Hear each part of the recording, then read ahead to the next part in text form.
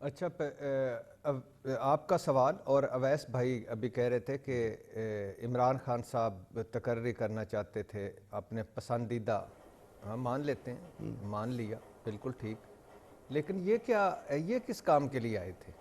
یہ جو 13 جماعتیں، 13-14 جماعتیں، یہ کیا ریاست بچانے آئے تھے؟ ملک کو یہ تو میں نے ڈیفالٹ سے کہا، بچانے آئے تھے؟ بالکل یہ میں نے کہا. کیا آپ ہمارے صحیح کہہ رہے مسائل ہیں بیٹی.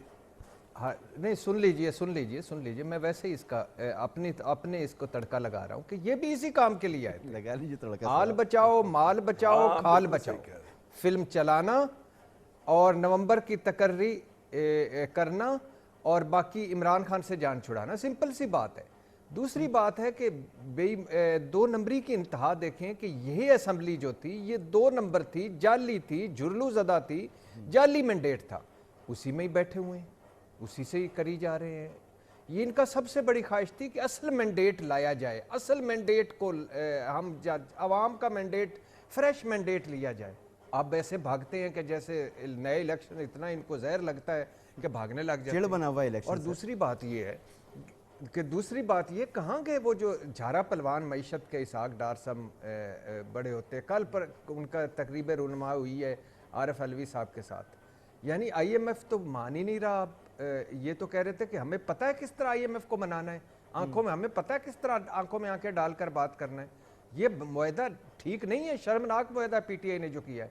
معاہدہ نئے سرے سے ہونا چاہیے. کدھر گئے وہ شاہد خاقان عباسی صاحب جو کہتے تھے کہ سستی اور آسان گیس میں یوں پھینک دوں گا، 8 دن مجھے دے دیں، چٹ پہ لکھوا لیں.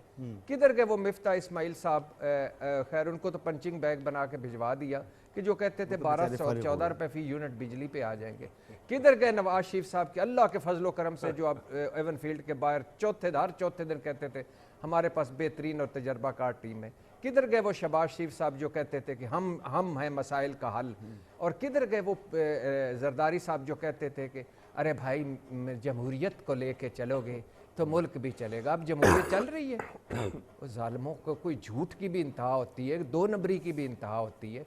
اپنے بچوں کو لانچ کر دیا اپنے مولانا صاحب نے، زرداری صاحب نے، شہباز شریف صاحب نے، مریم نواز صاحب آپ صدر بھی بن جائیں گی پارٹی کی. تو یہ بچوں کو لانچ کرنا تھا، گدیاں دینی تھی ان کو، اس سے جان چھوڑنی تھی. جو برا تھا، اس کے نالائق تھا، نکما تھا، اس کے مسائل ہوں گے، وہ گھڑی بھی چوری کر کے لے گیا ہوگا، جو بھی ہوگا. لیکن یہ ہڈی پھنس چکی تھی گلے میں. یہ ان کو ہڈی پہلے نہیں، پچھلے 40 سال سے پھنسی نہیں تھی. وہ تو ہو گیا. پولی بالیں کرتے تھے، فول ٹاس بالیں اور کرتے تھے. اب آپ آ جائے اس بات پہ کہ یہ کیا بھائی جان ان کے بس کی بات نہیں ہے. 4-5-6 مہینے میں 6 مرتبہ وہ لندن لے چکے ہیں کابینہ کے ساتھ، ہر معاملے میں وہاں پہنچ جاتے ہیں کہ ہن دسو میں کی کروں. اور ایک چیز، چھوٹی سی چیز ہوتی ہے، صلاح مشورے میں لگ جاتے ہیں. بس کی بات نہیں ہے. ان کو یہ ایک اصولی طور پر بھی، اخلاقی طور پر بھی، منطقی طور پر بھی. اب ٹیکنیکل طور اویس بھائی بتا سکتے ہیں یا حیدر یا آپ بتا سکتے ہیں کہ اس میں کیا خطرہ ہے. لیکن اصولی منطقی طور پر فریش الیکشن ضروری ہے کسی بڑے فیصلے کرنے کے لیے، سخت فیصلے استحکام کے لیے ضروری ہے. یہ سر پہ الیکشن ہے. ہمیں تو یہ سمجھ میں آتا ہے یہ کہ استحکام کے لیے ضروری ہے. اس رئیس صاحب سے پوچھتے ہیں نا. ہاں، اور بتائیے گا 2 جملے، صرف 2 جملے. بھائی بتائیے گا جس ملک میں سیاسی عدم استحکام ہوگا وہاں کو کون آئے گا؟ اور جس ملک کے رولرز کے اولادیں جدادیں باہر، کاروبار باہر ہوں گی وہاں کون آئے گا؟